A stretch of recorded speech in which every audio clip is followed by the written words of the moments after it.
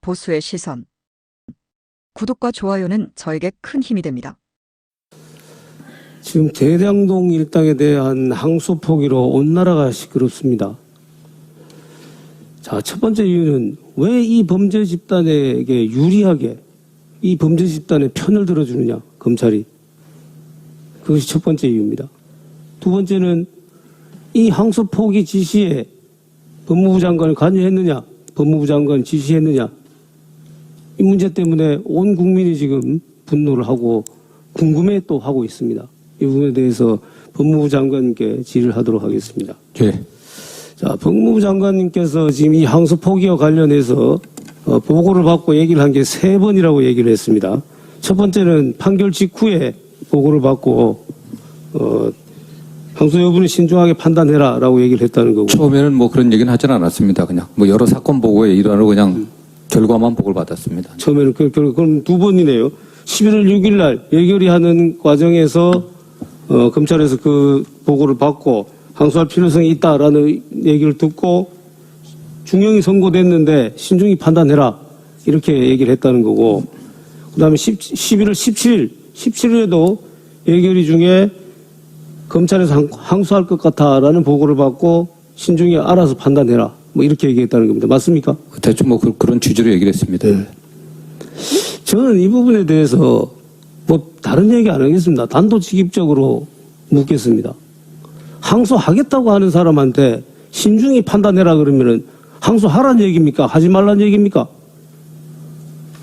저는 뭐 제가 신중히 판단하라고 해서 판단은 본인들의 권한과 책임하에 살아는 그런 취지였습니다. 네. 이거는 문해력의 문제이지 않습니까? 이건 법률적인 해석의 문제도 아닙니다. 중앙지검에서는 수사검사, 공판검사, 차장, 중앙지검장까지 다 항소하겠다는 의견이었고, 대검에서도 그걸 수용해서 항소하겠다라고 법무부의 의견을 구하는데 거기에다가 신중하게 판단하라고 그러면은 항소하지 말라는 얘기지. 그게 어떻게 신중하게 판단하는 얘기로 들리겠습니까? 네, 저는 뭐 자, 구체적으로 제가 한 번 더 묻겠습니다. 자, 11월 6일 분명히 장관님 얘기를 하셨어요. 11월 6일에 신중히 판단하라고 얘기를 했다는 겁니다. 자, 그러면은 11월 7일에 또 들었어요. 이 얘기를. 또 신중히 판단하라고 그랬다는 겁니다. 자, 11월 6일에 신중히 판단하라고 해서 검찰에서 충분히 신중히 판단해서 11월 7일에 다시 항소하겠다는 의견을 올렸습니다. 근데 거기다가 신중히 판단하라고 또 얘기를 하면은 항소하지 말라는 얘기죠, 그게. 그렇지 않겠습니까?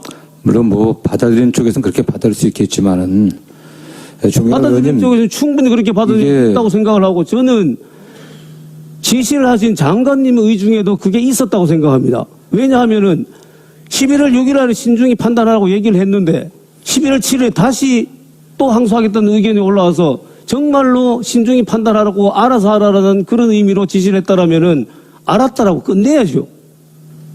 근데 거기다가 다시 또 신중히 판단하라고 얘기를 했습니다. 그건 하지 말라는 얘기죠. 의원님, 이 건에 관련해서 뭐 국민적인 이목을 받고 있는 그런 사건 아니겠습니까? 정치권에 관심도 많고, 다만 저는 그 과정에서 검찰이 장관의 지휘에 따르는 게 아니라 본인들이 갖고 있는 권한과 책임에 대해서 판단하기를 저는 바랬습니다. 사실은. 그랬으면은 말씀하지 말았어야죠. 검찰이 알아서 판단할 거 아닙니까? 근데 왜 신중히 판단하라는 얘기를 2번이나 합니까? 신중히 알아서 판단하라고 해서 그렇게 알아서 했으면 사실 이게 문제가 되는 사건은 아니었습니다. 네. 아니, 이게 문제가 되지 않는 사건이 아까 장관님께서 이런 얘기도 하셨어요. 내가 여러 가지 보고를 봤는데 거기에 이의를 제기하거나 뭐 의견 제시하거나 반대하거나 한 적 없다라고 얘기를 했습니다. 아니, 저는 늘 의견은 냈습니다. 제가 무죄 사건에 관련해서 이게 항소의 필요성이 있겠냐, 그런 의견 내면은 전달됐을지 모르겠지만 다 그냥 항소되게 했습니다. 장관 의견과 관계없이. 다 되게 항소하게 하고 검찰 의견대로 하는데 왜 유독 이 사건만 신중히 판단하라고 2번이나 얘기를 했느냐, 이 말입니다. 그건 대통령 관련돼 있기 때문에 그런 거 아닙니까? 이게 뭐 보고가 그렇게 와서 그랬습니다. 통상적인 경우는. 보고가 오면은 거기에 의견이 없으면은 그대로 하라고 하면은 알았다고 하든지 아무 말 안 하는 게 원칙입니다. 보고에 무슨 문제가 있고 내 생각과 다르기 때문에 의견을 얘기하는 거지 않습니까? 근데 장관의 그런 의견에 관해 갖고 과거의 관해가 어땠든지 모르겠지만 그게 기속되는 건 아니지 않겠습니까? 그래서 저는 뭐 제가 그 내부 회의를 할 때도 사실상 기속이죠. 예? 자, 이 얘기도 지금 노만석 대행과 지금 이진수 전달했다는 이진수 차관의 얘기도 완전히 다릅니다. 노만석 대행은 이 항소 포기에 대해서 법무부 차관이 전화를 해가지고 3가지 선택지를 요구를 했다. 근데 3가지 선택지가 다 항소 포기하라는 거였다.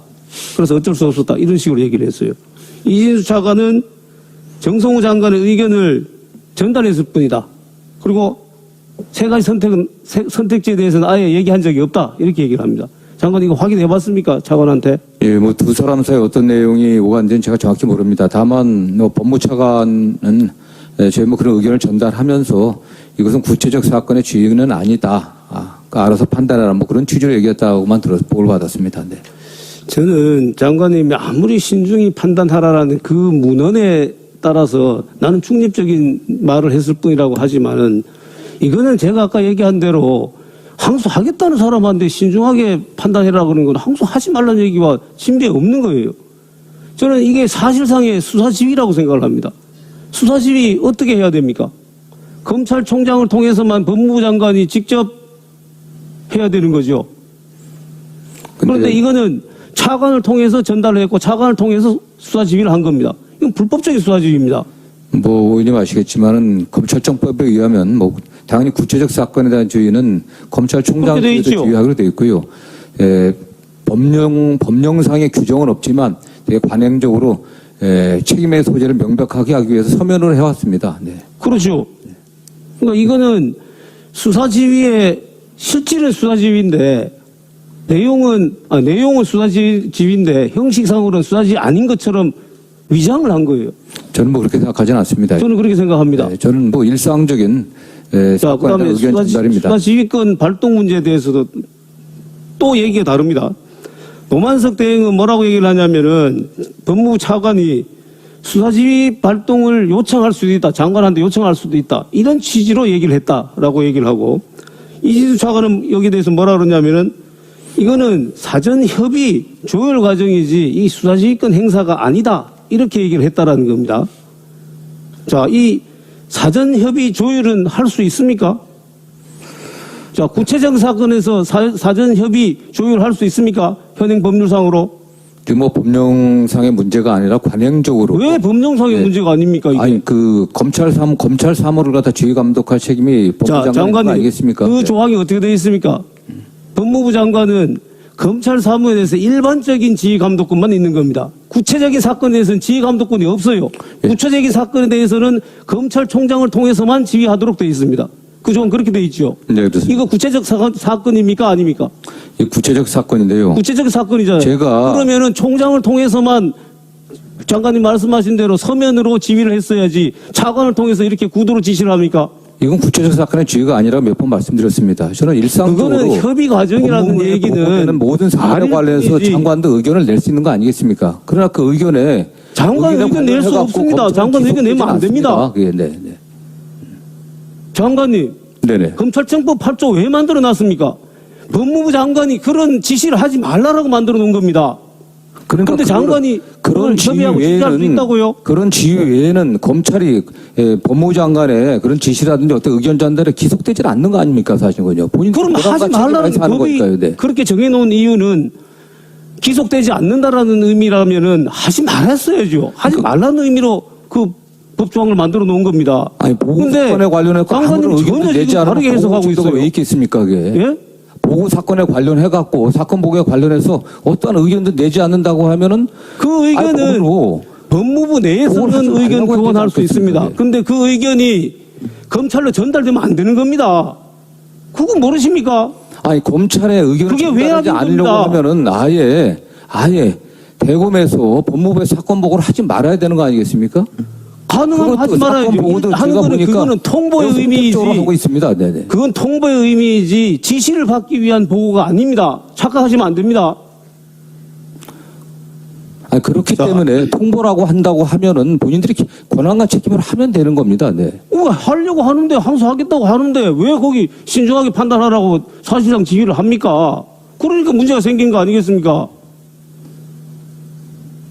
자, 저는 조금 전에 말씀드린 바와 같이 이 사건은 사실상의 수사지휘를 한 것이라고 생각을 합니다. 그리고 그 수사지휘는 법률에 규정된 방법이 아닌 불법적인 방법을 했습니다. 저는 이 장관 이 사태에 대해서 책임을 지고 사퇴를 해야 된다고 생각을 합니다. 지난번에 어제 말씀하실 때 사퇴 의사 없으시다고 얘기를 하시던데 여전히 그러신가요?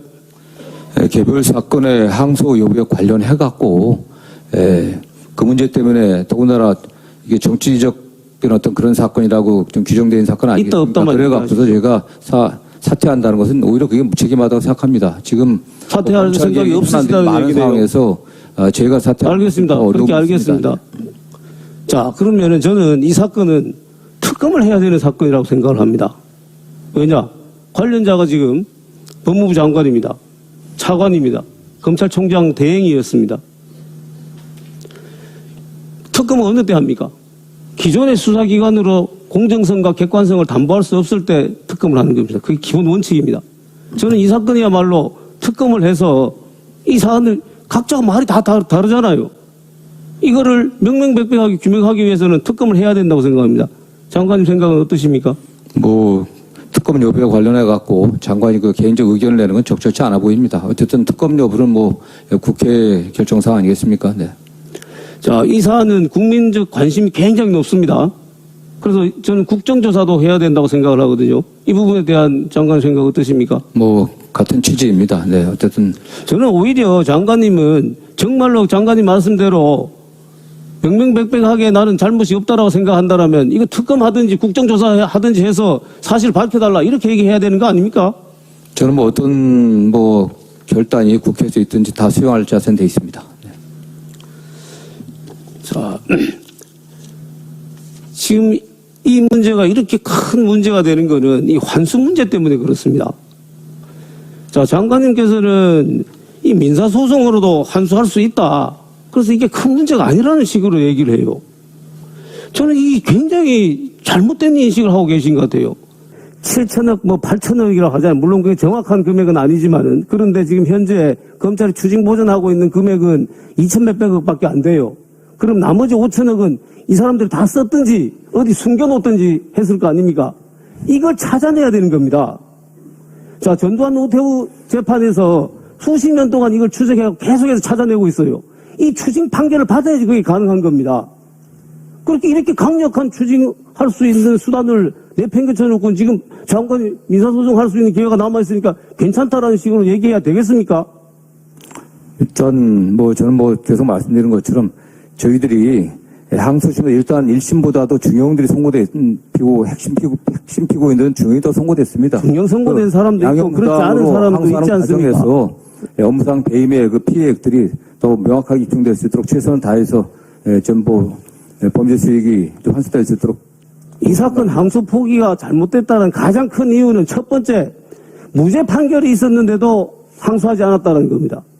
두 번째, 추징할 수 없게 됐는데도 항소하지 않았다는 겁니다. 무죄 판결이 있는 경우에 겁니다. 네. 저는 검사를 하면서 무죄 판결이 있는 경우에 항소 안 해본 경우는 거의 없습니다. 물론 그것이 많이 있습니다. 네. 물론 그것이 무죄 판결로 인해 가지고 명백한 무죄 판결인데 계속해서 검찰이 항소를 하면은 국민들이 피해를 당하시는 그런 부분 때문에 항소를 자제하라는 그런 취지는 이해를 해요. 그렇지만은 검찰이 기소를 할 때는 다 법률적인 판단을 해서 기소를 하는 겁니다. 그래서 최소한 항소심까지는 통상 판결을 받아봅니다. 그래서 대법원 판결까지는 안 가는 경우는 많지만은 항소심 판결까지도 아예 포기해버리는 경우는 거의 없어요. 그리고 이 사건은 엄청난 중대한 사건이지 않습니까? 이재명 대통령이 뭐라 그랬습니까? 이거 당군 일의 최대 지적이라 그랬죠. 그런데 우리는 뭐라 그럽니까? 당군 일의 최대 부패 사건이라 그럽니다. 이렇게 온 국민이 관심을 가지고 있는 이런 사건인데 거기 항소심에서 다퉈볼 기회마저도 없애버린다고요? 그래서 잘못됐다라는 겁니다, 이게. 범죄 사실 자체는 그 사실관계 자체는 되게 확정이 됐고요. 그렇기 때문에 중요한 사실관계가 겁니다. 어떻게 확정이 됐습니까? 사실심 판결은 사실이 확정되는 건 항소심 판결까지잖아요. 아니, 검찰의 공소사실과 판결 이유를 봤을 때 개발업자들과 성남시 공무원들과의 어떤 결탁관계는 그건 뭐 정리된 것입니다. 사실요. 그게 정리됐다고 해갖고 판결 다 끝난 겁니까? 무죄 판결된 사람도 있고 형량에 미치지 못하는 사람도 있는데 여러분의 생각을 댓글로 남겨주세요.